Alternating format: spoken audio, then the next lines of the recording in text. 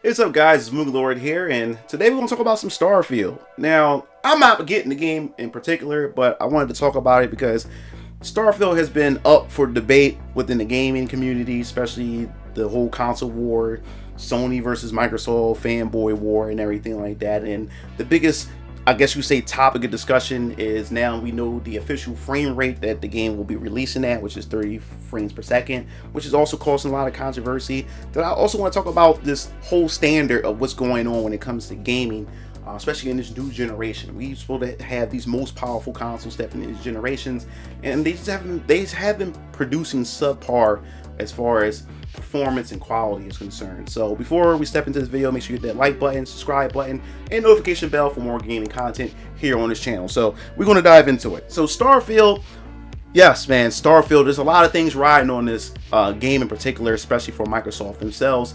After Microsoft had experienced such an abysmal disappointment when it came to Redfall, which was another Microsoft exclusive. Everybody was really anticipating it. I don't know why people was anticipating it. The game didn't really look that good to begin with, but everybody was looking forward to it. Everybody's hoping that, hey, this is the year for Microsoft. We're going to start getting some bangers like Redfall and Starfield.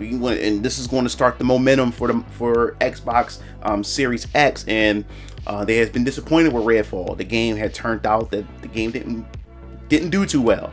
As far as performance is concerned, the game was running at and locked at 30 frames per second. The visuals weren't that great. The AI, everything was terrible about it. And then after that situation had happened, it had caused a controversy to the point where Phil Spencer himself had to come out, and he went on pretty much an apology tour, and pretty much, I guess you say, waved the flag of defeat at some point when it came to trying to compete with Sony, saying that, hey, just because, we make exclusives or we have all these great games, it doesn't mean that we're going to somehow get gamers to ditch their PS5 and move on to the, and get the Xbox. It's just not going to happen. Sony has such a high lead, they don't think that they will be able to catch up to them. So instead, they want to compete in a whole different way, which is not a problem. I don't mind Microsoft or, competition trying something different to stand themselves apart from the rest, but man, it's how you go about it. And Redfall wasn't really looking that great, so now everybody has their eyes glued onto Starfield. Starfield's like the make it or break it, I would say, for Microsoft moving forward with the Xbox Series S and the Xbox Series X, and everybody got their eyes on it. And even the Sony fanboys is hoping for it to fail. And you see a lot of YouTubers, especially content creators, who claim there aren't really Sony fanboys, but you also see them actually throwing jabs at it as well. Like me, I don't have any fight in this, any dog in this fight at all. I own all three of the consoles, and I like to play all the consoles. Like I'm about games. I go where the games is at. I have no brand loyalty to consoles at all. If the games are there, I want to run there. I want to play those games. I don't care what system that it's on. If it's great and stands out to me and it's to my taste, I'll play it. But in the case of the Sony fanboys and just the console wars in general, that's never the case, and I find it quite hilarious. So when it comes to Starfield, man, I was already expecting Starfield to be locked at 30 frames per second. Come on, like Todd Howard even said that our fans love and don't mind that our games at 30 frames per second. If you look at any of their previous games that they released back in the day, their Fallout games and everything, Skyrim or whatever, they're locked on console at 30 frames per second. If you want that 60 frames per second, you're going to have to get it on the PC. That's just that simple. If you want that full high fidelity graphics, frame rate and everything, just get it on the PC. And if I do get Starfield, I'll probably most likely get it on the PC. The same thing I've done with Cyberpunk 2077, where I'm having a good time playing it on the PC as well. So if you want 60 frames per second, you're not going to get on an Xbox. And I don't know why some fans were shocked or surprised that Starfield is not coming out the box for the Xbox Series X at 60 frames per second. That bad boy gonna be 30 frames per second. Now there's some arguments for it. You have Dustin, down at IGN saying that, hey, look at how development, when it comes to open world games like this, it's better to have 30 frames per second, and stability than to have frame rate jumping all over the place and then pop-ins and stuff like that. So some things have to be sacrificed.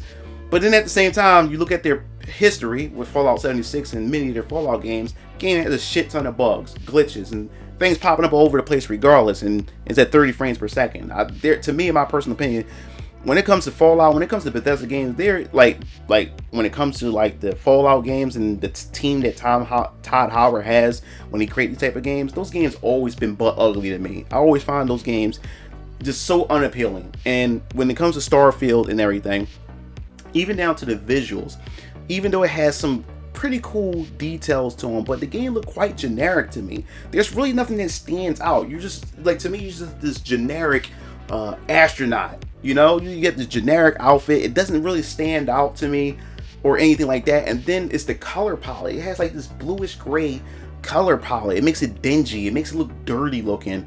You know, it doesn't look appealing to me. It just looks boring to me when it comes to that sense. Now, I'm not saying that the game was going to be a boring game. The game could actually possibly be pretty good, but this game have yet to actually convince me and pull me in. Now, my brother Keelancer really wants to play Starfield, but he also learned too from the past couple of releases of a lot of these major, you know, AAA games and their experiences. A lot of these games have been coming out undercooked, unfinished, and a broken mess. So he's pretty much saying to himself that, hey, this time around, I'm not going to just go out and buy Starfield. I'm going to just wait and see, you know, if they're going to if this game will need some major patches. He wants to see if it's going to have any major bugs, because he learned this lesson with Cyberpunk 2077 when it released on the consoles and everything. So my brother Keelancer is sitting back to see how this game overall shapes itself during release, to decide whether or not that, oh, okay, I'll buy the game. So as far as Starfield, as far as the gameplay, I don't really see anything that's really so different or innovating or anything that really sticks out and say, hey, I really want to sink my teeth into the combat system itself. To me, like a generic shooter.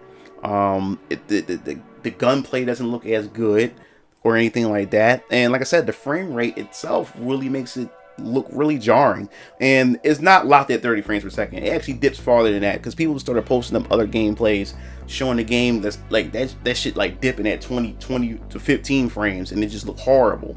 So I don't know, man, when it comes to that. But overall, I'm liking the fact is that the game looks fully customizable. I think the biggest aspect and the biggest feature, to me, in my personal opinion, to Starfield is how you customize your ship. And just like how I've seen Zelda Tears of the Kingdom, where so many players came together and shared their videos on social media like Twitter and Discord, showing like some of their creations that they had created with the Ultra Hand, and how they put together certain, you know, machinery and stuff like that in Zelda Tears of the Kingdom. I'm not gonna lie, I'm looking forward to see what kind of ships that players put together. I think that's going to be the biggest aspect of this game. Space travel, putting together your own Starfleet and going out and then traveling, you know, throughout the stars and stuff, and different ships and everything. So I'm definitely looking forward to that. Now, as far as the stories is concerned, like I learned, especially after playing right now Cyberpunk 2077, there's some interesting stories that you find in the game that's even better than the main story itself. So like I think that would be a drawing point that maybe you want me to get to try the game, is the story, getting to know the characters and getting to know these side stories and these, you know, these moments that you'll meet. And then that's what they were saying in the interview as well with Starfield, is that it's just the different stories within stories that you will find within the game. And I think that's also going to be the cool part about it, and building those relationships and stuff. I just want to know how that's going to work, how character relationships are going to be built. Will NPCs recognize you based on past decisions that you make? So they really have, this is a very ambitious game. I give it that. Despite how bland the game looked, I can tell there's some ambition that went into this game. But how far is these ambitions are going to go, and will it break the game, or will it make the game a masterpiece? That's the thing that I'm really questioning and everything. And it's a lot riding on this. So I wish the best for Microsoft fans. I wish the best that Starfield does its thing, because right now it really has everything stacked against it. This game can't be subpar. If this game is subpar, you might as well say the game is a failure to the community, to the gaming industry, and everything. We already had so many delays with this game. They've been pushing this game back so many times, and then people's gonna start asking questions like, hey, you guys kept delaying this game, why this game is still performing the way it's performing, why the game it's just not up to par. And then, you know, Todd Howard and Bethesda and Microsoft going to have to go on another apology tour again. And we don't want to see that. We don't want to see another apology tour. And those of you who are partaking in this whole fanboy war and everything like that with the consoles, you don't want your competitors to fail. When there's competition, it's beautiful for everybody. You don't want to have one player that's running everything. Because when you have one player that's dictating everything, once they control everything, then everything starts to feel the same. Everything seems to be the same, and there's no sense of, you know, we have to improve. Companies don't improve when they have no competition. There's no sense to, because there's no other alternatives. You're going to buy what they put out regardless, because they're the only competitor, they're the only big boss and only player in town. So they can put out subpar quality products and you'll go out and buy it anyway, because there's no other alternative that will stack against it. So they don't have to put effort into innovating. Then you start having a bunch of games that's the same all the way across the board, priced all the same, and they all going to have these microtransactions, this monetization, and all this other nonsense in it, and they will get away with it because they have no competition. So I always say this to gamers when this console war space is that you don't want this game to fail. You shouldn't want this game to fail. You shouldn't want Microsoft to fail. You want them to step their game up, because all it does is make Sony better. And when Sony keeps stepping up, it will make Microsoft keep stepping up. And man, I mean, Nintendo's in this league of its own. Like, they completely in the league of their own. They doing their own damn thing. But that's pretty much it for this. I really don't have much to say, because I'm not sure if I'm going to ever grab the game or not. Like, I did say that the same thing about Cyberpunk 2077, but I ended up grabbing Cyberpunk after the game got all the patches and everything, and I'm loving the hell out of Cyberpunk 2077. I gotta go back and finish it, but because Phantom Liberty is coming out, and I do want to talk about Phantom Liberty DLC, but I can't talk about it until I actually start playing through and finishing Cyberpunk 2077 on the PC. I got it on Steam, by the way. I wasn't getting it on the consoles, but that's pretty much it for this video. If you like the video, hit that like button, because it definitely helps me out in the algorithm, and I'll be seeing you Game Fiends later. This is MugenLord signing off. Peace out.